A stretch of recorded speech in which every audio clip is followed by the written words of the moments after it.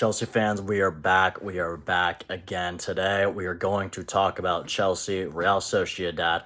But first, we need to talk a little bit about Enzo Fernandez, mate. Look, the saga has been going on for way too long. It is time for the man to make a decision. So I'm glad that Friday at 5 p.m., I think UK time. So for me, like Friday at, I don't know, like 11 a.m. or something like that, we will know about Enzo Fernandez's decision.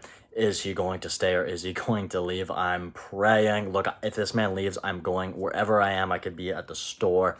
I could be anywhere in the world, and I will absolutely drop to my knees if this man leaves. That is for sure. But we'll have to see. Look, I'm so sick of the saga dragging on so much. It is making me tired.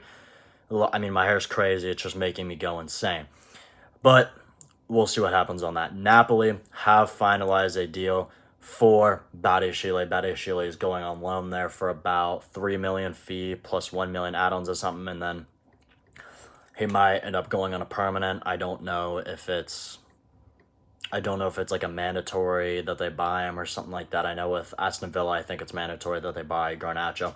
So we'll see with Napoli and them. Good luck to Napoli, mate. The guy's not good, but we'll see. Good luck to him because hopefully he's good and they pay the 27 million for him.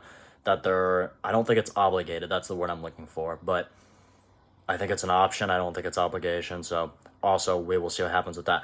Tosin is drawing interest from Benfica and other Premier League clubs. Look, Tosin, he's really struggled in preseason. We bought him for free. He's never really been great for Chelsea, that's for sure. I can't even say he's really ever had good performances. I know there's one game where he scored a banger, maybe two bangers. I think it was some like Conference League game. Look, Conference League, he's looked good. That's really the only time he's ever looked good, when him and Josh were playing center back together. When we had some injuries last year, 2 years ago, I believe. He's never been the player you'd want him to be. Even coming from Fulham, you'd think he'd be a decent player. Look, buying him for £0 and him not being on high wages, I think it was still overall a good signing if he does leave. But at this point in his career, I think it is time to go. I think he's probably like 28 now. I'm not exactly too sure. Maybe 27. But Cole Palmer's going to lose his best friend here. I think, I think it's just best for him to go. But we move on. Josh Chimpong and Colwell are seen as untouchable for Chelsea FC. This is good luck. I'm so glad with Josh Chimpong that it's looking like he will be an untouchable player. Look, signing Lacroix, I think, could damage his playing time. We'll just have to see what happens with Lacroix, if he's a player that Xabi Alonso's like, I want him starting every single game, or if it's more of a, we'll rotate Josh in there with, maybe Reese, if Reese plays center back. Hato and Colwell will be on the left side. They're really the only two left footers anymore. So I think Hato will back up Colwell and play left wing back. But I just hope Josh gets game time. This will be the defining season for him. If once again he doesn't play much, he's going to leave. There's going to be interest, how there was this summer, from teams like United. But he's the type of player that wants to play at Chelsea his whole career. So hopefully we keep him around, give him the game time he needs. So he will end up staying. But we'll just have to see with that. Colwell, though, I'm glad he's untouchable. I mean, I think that's pretty obvious. He could be a Chelsea future captain. If Reece James would ever leave, if Reece James is injured, I think Colwell should be our vice captain anyway, either him or Caicedo. Anyway, we move on. Chelsea versus Real Sociedad. How am I feeling heading into this game? Look, haven't had the greatest preseason ever, but again, we all know it doesn't really matter. So there's only you got to take every game with a grain of salt. A lot of these games we've played backups. A lot of the games we've made a ton of subs halfway through, or around like the 70th minute. So at the end of the day, these losses aren't the end of the world. This is the kind of game that I am definitely thinking, okay, we're at home now. It's Xabi Alonso's first game at Stamford Bridge. It's not a must-win, obviously, but it's a game where it's like, it would be very good to win this game, to have fans get behind him. If we lose another game, and certain Chelsea fans are really going to start thinking, is he right for the job? Which is crazy how people jump to conclusions like that. But we all know there's Chelsea fans like there's probably Chelsea fans like that who are watching this video. So at the end of the day, I'm feeling all right. Again, it's not the end of the world if we lose or draw or anything, but since this game will most likely be a very heavy starting lineup, I feel like it should be a win in my books, I would say. But look, last year they finished 10th in La Liga. They won the Copa del Rey, so we know that they're a capable team. For our injury list, Aaron Encimino now, it didn't look good. He came off the pitch crying against either AC or that Johar team. I think it was Johar he came off injured. Sarr also came off injured, I believe, unless I'm just making that up out of thin air. But Aaron Encimino will be out probably for the whole season with the way he was reacting to what happened. But we got all of these other players back now, Reece James, Rogers, all them, whatever. So now we get into the main part of the video, of course. I want to talk about who I think the starting 11 will be. And then I also just want to touch on who I think our best starting 11 in general is. But for this game, we'll either put it on one of these sides. I'm not too sure, but we'll see. In goal, Mike Pendez. Mike Pendez is who I want to see play in this game. For goalkeepers, they don't need match sharpness as much, so I think Sanchez can sit this one. I want to see Mike Pendez play. I want to see him get a full 90. I want to see what he's capable of doing. If he puts on a good performance, a great performance, if anything, then I want to see it play against Fulham. That's right, I've said it. Look, maybe not against Fulham, but definitely against Luton. He has to play. I think that's a guarantee that he will, though. But look, if he plays good here, man, sorry, Sanchez, just start playing Pendez if Pendez is ready. I know he's 20, so I know he's very young for a goalkeeper. He's got a mistake in him, but I think we can trust in him. He's played at Strasbourg. He backed up for Belgium. I think he's got what it takes. Anyway, we move. Backline, Colwill, Lacroix, Reece James. Look, a lot of these players I put in this lineup, we might not see them because they just started training recently. Maybe they'll only get a half. Possibly, we'll see. But Reece James, he's came back. Lacroix has finally joined the team in training. Colwill, he's been around, so Colwill, he can start. He can play the full 90, you would hope.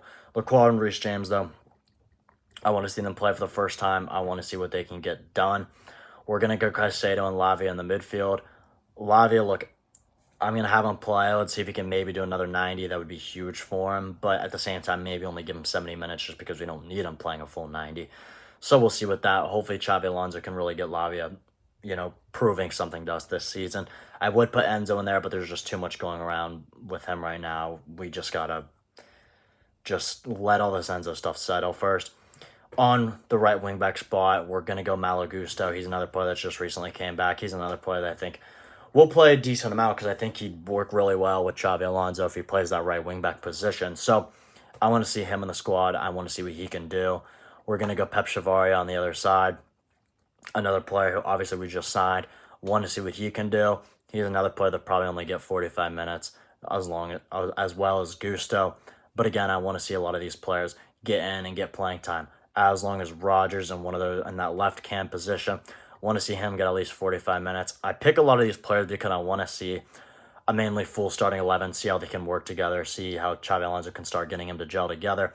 And next to Rogers, I want to see Palmer. I want to see them play together. And then, of course, we're going to see Joao Pedro play up top. Now, we're going to put this up on screen. I am going to talk about who I think our best 11 is. And you can completely disagree with this. I would understand.